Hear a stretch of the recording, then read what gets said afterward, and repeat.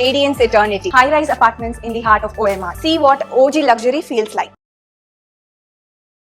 வணக்கம் சார். வணக்கம். அதிமுக விவகாரம் தான் இப்போ பரபரப்பா போயிட்டு இருக்கு. இன்று காலையிலேயே சி.வி. சண்முகம் அவர்களும் எஸ்.பி. வேலுமணி அவர்களும் செய்தியாளர்களை சந்தித்து பேட்டி கொடுத்திருந்தாங்க. அப்ப பல விஷயங்களை அவங்க கொஞ்சம் வெளிப்படையாவே பேசியிருந்தாங்க. இதுல அதிமுகவுடைய சட்டமன்ற குழு தலைவராக எஸ்.பி. வேலுமணி தேர்வு செய்யப்பட்டிருக்கிறார். கொறடாவாக சி. விஜயபாஸ்கர் அவர்கள் தேர்வு செய்யப்பட்டிருக்கிறார். ஆனால் இன்னும் பொதுச் செயலாளர் இபிஎஸ் அவர்கள் தான். விரைவில் பொதுக்குழுவை கூட்ட வேண்டும் நாங்க வலியுறுத்தி இருக்கிறோம் அப்படின்னு சொல்லியிருக்கிறாரு. இது மூலமா நம்ம அடுத்த கட்டம் நகர்வு அப்படிங்கறது எப்படி பாக்குறது சார்? இல்ல, நீங்க ஒரு சைட மட்டும் தான் சொல்லியிருக்கீங்க. எஸ்.பி. வேலுமணிய சட்டமன்ற குழு தலைவரா இது பண்ணியிருக்காங்க. கொறடாவா சி. விஜயபாஸ்கர்னா அவங்க இது சம்பந்தப்பட்ட கடிதத்தை புரோட்டம் ஸ்பீக்கர் கருப்பையா அவர்கள்ட்ட கொடுக்கறதுக்கு முன்னாலேயே அதிமுகவுடைய சட்டப்பேரவை குழு தலைவர் எடப்பாடியார் தான் கொறடா தளவாய் சுந்தரம் அப்படிங்கிறதுக்கான கடிதத்தை எடப்பாடியார் தரப்பும் கொடுத்திருக்கு. ஏடிஎம்கே 2 குழு, நீங்க ஒரு இதை மட்டும் தான் சொன்னீங்க, அதுக்காக இதை சுட்டி காட்டுறேன். இந்த 2மே நடந்திருக்கு. சோ அப்படின்னா என்ன, இப்போ ஏடிஎம்கேல 2 குழுவாக பிரிந்து செயல்பட தொடங்கி இருக்கிறார்கள். இதுல ஒரு விஷயம், அதிக ஆதரவு எம்எல்ஏக்கள்ங்கிற ஒரு வார்த்தையும் இவங்க பயன்படுத்துறாங்க. சி.வி. சண்முகம் குரூப். அது கரெக்ட். அவங்க பயன்படுத்தின அந்த எண்ணிக்கை கூட 1 மணி நேரத்துக்கு ஒரு அப்படியே குறைஞ்சிக்கிட்டும் வருது. அவங்க இத ஸ்பீக்கர்ட்ட கொடுக்கறப்போ 30 எம்எல்ஏக்கள் தங்களுக்கு இருப்பதா சொன்னாங்க. ஆனா இப்ப நமக்கு கடைசியா கிடைக்கிற தகவல் படி அவங்க சைடு 24 எம்எல்ஏக்களும், அதே நேரத்துல எடப்பாடியார் சைடு 23 எம்எல்ஏக்கள் அப்படின்னு இருக்காங்க. இன்னொன்னு, ஒரு கட்சியினுடைய பொதுவான தன்மை, அதனுடைய நிலைத்தன்மை, அந்த யாரு ஜெனரல் செக்ரட்டரி, மற்ற அந்த விவகாரங்கள்லாம் இது பண்றப்போ டோட்டலா அந்த கட்சியினுடைய நிர்வாகிகள், அவர்களுடைய சப்போர்ட், மாவட்ட செயலாளர்கள் யாரு, எத்தனை பேர் எந்த பக்கம் இருக்காங்க, இப்படி எல்லாமே சேர்ந்து கணக்குல வரும். அதை நம்ம துல்லியமா சொல்றதுக்கு இன்னும் கொஞ்சம் டைம் ஆகும். முதல்ல இவங்க 2 குழுவா செயல்படுறதுக்கு ஆரம்பிச்சிருக்காங்க. இதுல இந்த 2 குழுவினருக்கு இடையில நிலைப்பாட்டுல ஒரு முக்கியமான மாற்றம் இருக்கு. அவங்களுடைய நிலைப்பாடு இப்ப இருக்கிற சூழ்நிலையில் தாவேக்காவை ஆதரிக்கணும், தாவேக்காவை ஆதரிச்சு தாவேக்காவுடைய அமைச்சரவையில நாம பங்கேற்கணும் அப்படிங்கிறாங்க. இது எந்த குழுவோடது? சி.வி. சண்முகம், எஸ்.பி. வேலுமணியோட குழு. வேலுமணி. அதே நேரத்துல தாவேக்காவோட சேர்ந்து ஆதரவு அளிப்பது அப்படிங்கிறது தற்கொலைக்கு சமமான முடிவு, அது கூடாதுன்னு எடப்பாடியார் சொல்லுகிறார். இன்னொன்னு, சி.வி. சண்முகம் எப்போதுமே பிஜேபிக்கு எதிரானவர். அவர் என்ன சொல்றாரு, இப்ப இருக்கிற தருணத்தை பயன்படுத்தி காங்கிரசும் விடுதலை சிறுத்தைகள் மற்ற கட்சியெல்லாம் இருக்கிற இந்த தாவேகா அணியோட ஒட்டுவதன் மூலமாக பிஜேபி தலைமையிலான என்டிஏ விட்டு மொத்தமாக வெளியில வரணும். அப்படி வெளியில வர்றதுக்கு இதை காட்டிலும் சிறந்த தருணம் வேறு எதுவாகவும் இருக்க முடியாது அப்படிங்கிறார். எடப்பாடியார் சைடு என்ன சொல்றாரு அப்படின்னா, நாம இப்ப என்டிஏ விட்டு வெளியில வர்றது புத்திசாலித்தனம் அல்ல. எடப்பாடியாருடைய ஐடியா என்னன்னா, நாம ஒரு கிரைசிஸ்ல, அதுவும் இந்த விதமா திடீர்னு ஒரு சுனாமி மாதிரி விஜய் ரைஸ் ஆகி நாம 3வது இடத்துக்கு வந்திருக்கக்கூடிய சூழ்நிலையில மத்தியில இருக்கக்கூடிய, அதுவும் ஆட்சியில இருக்கக்கூடிய ஒரு அரசுக்கு எதிரான ஒரு கூட்டணியில கைகோர்ப்பதுங்கிறது புத்திசாலித்தனமா இருக்காது. இந்த மாதிரி டயத்துல தான் மத்திய அரசுடைய சப்போர்ட் நமக்கு தேவை, மத்திய அரசு ஆளுகிற அந்த கட்சி நமக்கு தேவை. இந்த டயத்துல பிஜேபி தேர்ந்து வெளியில வரணும்னு நினைக்கிறது ராஜதந்திரமான முடிவாக இருக்காது அப்படின்னு அவர் பார்க்கிறார். சோ இந்த இடத்துல அவங்க டிஃபர் ஆறாங்க. இதுல அவங்க கருத்தை நோக்கி அவங்க ஒரு பக்கமா பயணம் பண்றாங்க, இவங்க ஒரு பக்கமா பயணம் பண்றாங்க. அதிமுக ஜானகி ஜெயலலிதா அணின்னு 2 அணியா பிரிந்திருந்தது போல இப்ப 2 அணியாக செயல்பட தொடங்கி இருக்கிறது. இதுல யாரு ஜா அணியில வருவா, யாரு ஜே அணி மாதிரி இப்ப இருக்கா அது தெரியாது. என்னன்னா, மக்கள் சப்போர்ட் யாருக்கு இருக்கு, தொண்டர்கள் சப்போர்ட் யாருக்கு இருக்கு, நிர்வாகிகள் சப்போர்ட் யாருக்கு இருக்கு, அதெல்லாம் வச்சுதான் இது ஜே அணின்னு இன்னைக்கு தேர்தல யார சொல்லலாம் அப்படின்னு சொல்ல முடியும். என்னுடைய பார்வையில எடப்பாடியாரா இருக்கலாம். சரி, ஆனா முக்கியமான ஒரு குற்றச்சாட்டையும் அவர் வைச்சிருக்கிறாங்க சி.வி. சண்முகம், எஸ்.பி. வேலுமணி குழு. அதாவது திமுகவுடன் கூட்டணி வைக்கணும், திமுக ஆதரவு கொடுப்பாங்க, நான் முதல்வரா இருப்பேன்னு இபிஎஸ் சொன்னாரு. இது எப்படி அதிமுகவுக்கு சரியானதாக இருக்கும்னு நாங்க வாதிட்டோம் அப்படின்னு அதிமுகவை அழித்து விடும் அப்படின்னு கூட அவங்க சொல்லியிருக்காங்க. கொஞ்சம் யோசிச்சு பாருங்க. டிஎம்கே வெளியில இருந்து ஆதரவு, முதல்ல இந்த மாதிரி ஏற்பாடு இருந்ததா இல்லையா அப்படிங்கறது ஒரு யூகம். பட் இந்த யூகம் ரொம்ப தீவிரமாக போயிற்று. இது சார்ந்து பல்வேறு கருத்துக்களை இப்ப நானே சொல்லியிருக்கேன், நானே தனி வீடியோ எல்லாம் கூட கொடுத்துருக்கேன், அதெல்லாம் வேற விஷயம். பட் இப்படி ஒரு திட்டம் இருந்ததுன்னே வச்சுப்போம், லெட் அஸ் அஸ்யூம். இப்ப கொஞ்சம் யோசிச்சு பாருங்க, டிஎம்கே சப்போர்ட்டோட ஏடிஎம்கே ஆட்சி அமைக்கணும் அப்படின்னு எடப்பாடியார் கருதி இருக்கிறார். இப்போ அதிமுக ஆட்சி அமைத்தால் அதிமுக வளருமா, வேற ஒரு கட்சி ஆட்சி அமைக்கிறதுக்கு அதிமுக முட்டு கொடுத்து ஒரு துணைநிலை கட்சியாக இருந்தால் அதிமுக வளருமா? எது புத்திசாலித்தனம்? இப்போ டிஎம்கே ஆட்சி அமைக்கிறதுக்கு அதிமுக முட்டு கொடுக்கணும் அப்படின்னு எடப்பாடியார் சொல்லி இருந்தால் அது தவறு. அவர் ஏடிஎம்கே ஆட்சி அமைக்கிறதுக்கு டிஎம்கே சப்போர்ட்டை ராஜதந்திரமா பெற்றிருக்கிறார்னா அது பெரிய சாணக்கியம் இல்லையா? இல்ல, அது சாணக்கியத்தனம்ங்கிறது உங்களுடைய பார்வையா சொல்றீங்க. அவங்களுடைய பார்வையா அது அதிமுகவை அழித்து விடும். ஏன்னா திமுகவை தீய சக்தின்னு சொல்லி வளர்ந்த கட்சி தான் அதிமுக.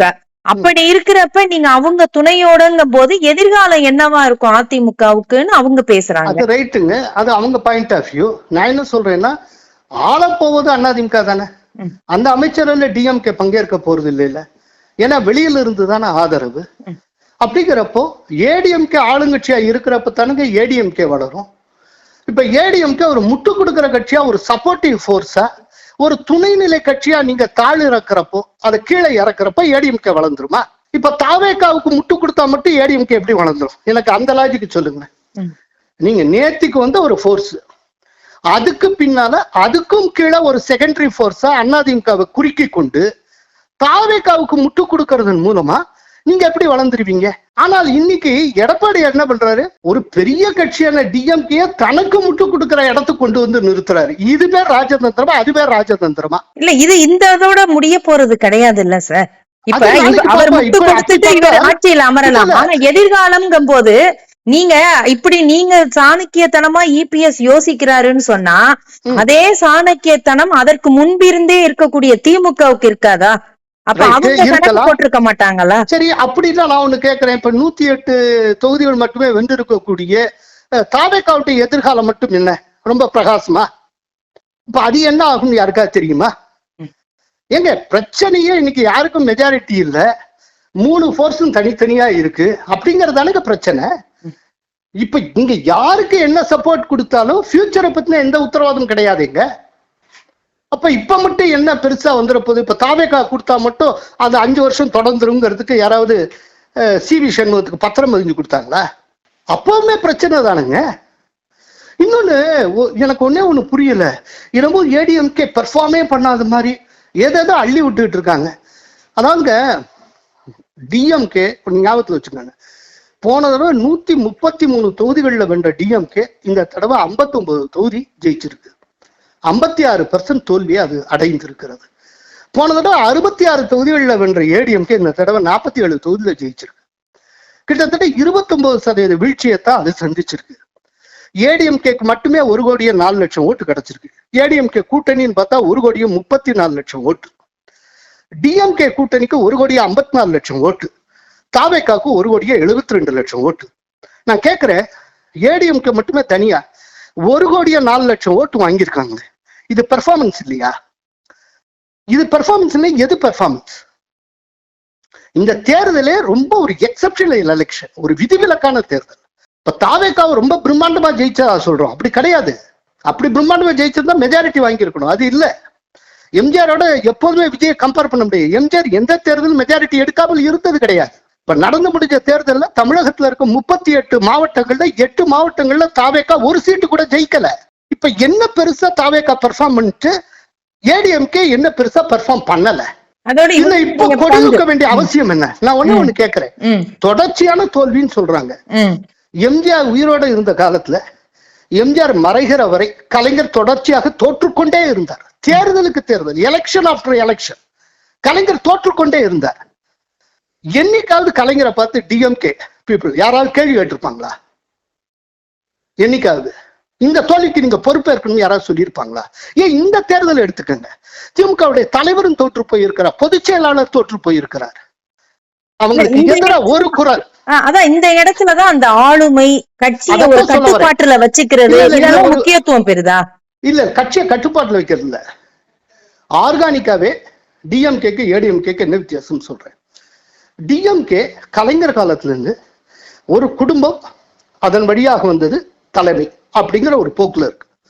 இப்ப எப்படி காங்கிரஸ் அப்படிங்கிற நேரு குடும்பத்தினுடைய கட்டுப்பாட்டுல இருக்குமோ, ஏன் நேரு குடும்பம் தேவைப்படுது அப்படின்னா காங்கிரஸுடைய ஒரே யூனிஃபையிங் ஃபேக்டர் நேரு குடும்பம் தான். இப்ப நேரு குடும்பத்துடைய டாமினேஷனோ அதோடைய லீடர்ஷிப்போ இல்லைன்னா காங்கிரஸ் செதறு வெங்காயா போயிடும். நெல்லிக்காய் முட்டை அவுத்து விட்ட மாதிரி போயிடும். இன்னைக்கு மல்லிகார்ஜுன கார்கே இருந்தாலும் அவர் under the control of Sonia, ராகுல், பிரியங்கா தான் இருப்பார். அவங்க டாமினேஷன்ல இருக்கிற வரைக்கும் தான் அந்த கட்சி ஒரு நிலைத்துவமான ஒரு கட்சியா இருக்கும். யூனிஃபையிங் ஃபேக்டர் அந்த ஃபேமிலி. அதே போல இங்க கலைஞருடைய ஃபேமிலி அந்த சப்போர்ட் இருக்கிறதுனால கலைஞர் அவர் தாண்டி இப்போ ஸ்டாலின் வரலாம், நாளைக்கு உதயநிதி வரலாம், யாரும் வந்தாலும் கேள்வி கேட்க மாட்டாங்க, அதோட அக்கஸ்டம் ஆயிட்டாங்க. ஆனால் ஏடிஎம்கேல என்ன ஒரு விஷயம்ங்கிறது சொல்றேன். ஏடிஎம்கே ஆரம்பத்துல எம்ஜிஆர், ஜெயலலிதா அப்படின்னு ஒரு மாபெரும் செலிபிரிட்டிஸ், அந்த ஆளுமைக்கு கீழேயே இருந்து வந்த கட்சி, ஆளுமைகளாலேயே வளர்ந்த கட்சி. இன்னைக்கு ஆளுமைகளற்ற அதிமுகங்கிற ஒரு இடத்தை வர்றப்போ ஜெயலலிதா பின்னால இன்னைக்கு வரைக்கும் தொடர்ந்து குழப்பம். அப்போ இந்த குழப்பம் தீரணும்னா நீங்க எடப்பாடியை விட்டு எஸ்பி வேலுமணியை கொண்டு வந்தா மட்டும் தீர்ந்துராது. இந்த குழப்பம் தீர வேண்டும் என்றால் ஒரே ஒரு வழிதான் வேணும், ஒரே ஒரு வழிதான் இருக்கு. அது என்ன? அதிமுகல ஒரு மிக பெரும் ஆளுமை தேவைப்படுகிறது. அதிமுகவுக்கு ஒரு மிகப்பெரிய ஆளுமை தேவைப்படுகிறது. இவர்கள் இல்லாமையா இந்த சொல்றேன், அதிமுகவுக்கு மிகப்பெரிய ஆளுமை தேவைப்படுகிறது. அத்தகைய அதிமுகவுக்கு அனுசரணையான ஒரு ஆளுமையை அதிமுக இறக்குமதி செய்தே ஆக வேண்டும். அநேகமாக அத்தகைய ஒரு ஆளுமையாக நடிகர் அஜித் இருக்கக்கூடும். சரி, இருக்கக்கூடும். அப்படி எல்லாமே அவர் தான் யூனிஃபையிங் ஃபேக்டர். இங்க பிரச்சனை ஆப்சன்ஸ் ஆஃப் ஆளுமை. அந்த ஆளுமை இல்லாத இடத்துல நீங்க எடப்பாடி வேண்டாம் அப்படின்னு சொல்லிட்டு நீங்க எஸ்பி வேலுமணி, சிவி சண்முகம் யாரை வச்சாலும் இந்த பிரச்சனை ஏதோ ஒரு வடிவத்துல வந்துகிட்டே இருக்கும். இது தீராது. இல்ல அதுக்கு நீங்க இல்லாம அஜித் அவர்களை நீங்க வழிமொழிகிறதுங்கிறது எப்படி, எந்த இடத்துல? அவரும் இதே மாதிரி எங்க அரசியல்ல களம் கண்டிருக்கிறாரு. சொல்லு. ஜெயலலிதாவுக்கும் அவருக்கும் நல்ல ரேப் உண்டு. அதே போல கலைஞரை வைத்துக்கொண்டே திமுகவினர் இந்த மாதிரி எங்களை கஷ்டப்படுத்துறாங்கன்னு சொல்லி மேடையிலேயே வச்சு பேசியிருக்கிறார். அந்த துணிச்சல் உண்டு. இந்த ஜெயலலிதா ரசித்து இருக்கிறார். பொதுவா அவர் ஒரு ப்ரோ ஏடிஎம் கேமேன் அப்படிங்கிற மாதிரியான ஒரு பார்வை அதிமுக தொண்டர்களுக்கே உண்டு. அவர் அரசியலுக்கு வருகிறாரா, அதிமுகவுக்கு வருகிறாரா அப்படிங்கறது அவர் எடுக்க வேண்டிய முடிவு. அது எனக்கு தெரியாமல் இல்லை. ஆனால் நான் அஜித் அப்படின்னு சொல்றது ஒரு அடையாளப்படுத்துதல் நோக்கமாக என் ஐடியால டக்குன்னு இப்ப பாப்பப் ஆனது அஜித்துடைய பேர். இப்ப அஜித்தே இல்ல, சம் XRY வெளியில இருந்து ஒரு மாபெரும் ஆளுமை அதிமுகவுக்குள் வந்தாக வேண்டும். ஆளுமைகளற்ற அதிமுகவாக தொடர்ந்து இப்படியே போய் கொண்டிருந்தால் இதே விதமான சர்ச்சைகளும் பிரச்சனைகளும் தொடர்ந்து கொண்டே இருக்கும். சரி, இது அதிமுகவுக்கு தேவை ஒரு ஆளுமை. இல்ல இது இன்னும் கொஞ்சம் அவங்களோட கட்சியை படுகொழில தள்ளாதா? அதான் நீங்களே சொன்னீங்க, இபிஎஸ் அவர்களும் உழைச்சிருக்கிறாங்க, இவ்வளவு நாள் கட்டுக்குள்ள வச்சிருக்கிறாரு. இந்த 47 எம்எல்ஏக்கள் வர்றதுக்கும் அந்த தேர்தலுக்கு முன்பு கடந்த இதுல அவருடைய பிரச்சாரம், அவருடைய உழைப்பெல்லாம் முக்கியத்துவம் வாய்ந்தது. அதே மாதிரி எஸ்பி வேலுமணிலாம் நிர்வாகியாவும் இருந்து அப்போதைக்கு அவருக்கு ஆதரவு கொடுத்திருக்கிறாங்க. இப்படி கட்சிக்காக உழைத்தவர்களை எல்லாம் விட்டுட்டு கட்சிக்கு வெளியிலேந்து ஒருத்தரை நான் இதே மாதிரி ஒரு நடிகரை விஜய்க்கு எதிரானா உடனே அஜித் அவரை கூட்டிக்கிட்டு உட்கார வைப்பேங்கிறது அது எப்படி அந்த கட்சிக்கோட எதிர்காலத்துக்கு நல்லதா இருக்கும்னு நீங்க நினைக்கிறீங்க? ரைட்டுங்க, அவர் வேண்டாம்னா இப்ப இருக்கிறதுக்குள்ள பிரச்சனையா வந்திருக்க கூடாதே. இது இவங்களுக்குள்ள சமாளிச்சு இவங்களுக்குள்ள ஒரு ஒற்றுமைக்கு வந்தாதானே அது கட்சி நிலைச்சு நிற்கும். ஏடிஎம்கேல இது ஒரு தடவை வந்தா போதுங்க. ஒரு தடவை வந்தா பரவாயில்ல. இது 3வது தடவைங்க ஏடிஎம்கே பிளவை நோக்கி போகிறது. 1987 ஒரு தடவை, 2017 இவர் ஓபிஎஸ் தர்மயுத்தம் ஆரம்பிச்சப்போ ஒரு தடவை, அதுக்கப்புறம் இப்பங்க இது 3வது தடவைங்க. இது 3வது தடவை. 1987 ஆரம்பிச்சது எம்ஜிஆர்ங்கிற பர்சனாலிட்டி போனதுக்கு அப்புறம், அதுக்கப்புறம் ஜெயலலிதாங்கிற பர்சனாலிட்டி மறைவுக்கு அப்புறம், அது இப்போ பெர்பச்சுவலா போயிட்டு இருக்கு. இப்போ நம்ம ஒரு தீர்வை நோக்கி வரோம். ஆளுமைங்கிறது தான் ஏடிஎம்கேக்கு தேவைப்படுது. ஏன்னா ஆளுமையை கண்டே வளர்ந்த ஒரு கட்சியாக ஏடிஎம்கே இருக்கு. ஆளுமை இல்லைன்னா இப்படி பிரச்சனை வருதுன்னு நான் நினைக்கிறேன். அப்படின்னா ஒரு ஆளுமை வந்தால் சரியாகுமோ அப்படின்னு நான் கருதுறேன். இது என்னுடைய பர்சனல் ஒப்பீனியன். சரி. அப்படின்னா எந்த ஆளுமை சரியா இருக்கும் கேட்டால் அதுவும் என்னுடைய பர்சனல் ஒப்பீனியன். அஜித் வந்தால் சரியா இருக்கும். மற்றபடி அஜித் வருவாரா இல்லையாங்கிறது அஜித் தான் சொல்லணும். ம். இது யாருக்கு தெரியும்? $1,000,000 கொஸ்டின். அவர் முதல்ல அரசியலுக்கு வருவாரா இல்லையான்னு எனக்கு தெரியாது. ஆ. பட் என்னுடைய ஒப்பீனியனை நான் சொல்றேன், அவ்வளவுதான். சரி சரி சார், நன்றி. அதே சமயம் வந்து திமுகவினுடைய அமைப்பு செயலாளர் RS பாரதி அவர்களும் இந்த திமுக அதிமுக கூட்டணி அமைத்து ஆட்சி அமைக்கிறதுக்கான வியூகம் வகுத்தாக அப்படின்னு சொல்லக்கூடிய சண்முகம் அவர்களுடைய பேச்சை மறுத்திருக்கிறாங்க. இதை நம்ம பதிவு செய்ய வேண்டியது இருக்கிறது. பொறுத்திருந்து பார்க்கலாம். இன்னைக்கு சட்டப்பேரவையிலையும் வந்து சபாநாயகர் அவர்கள் EPSையும் பேச அனுமதித்திருக்கிறார், SP வேலுமணி அவர்களையும் பேச அனுமதித்திருக்கிறார். ஆக அடுத்து சட்டப்பேரவையில என்ன மாதிரி இருக்கும், சபாநாயகருடைய முடிவு எப்படியாக இருக்கும் அப்படிங்கறதையும் நம்ம பொறுத்திருந்து பார்க்கலாம்.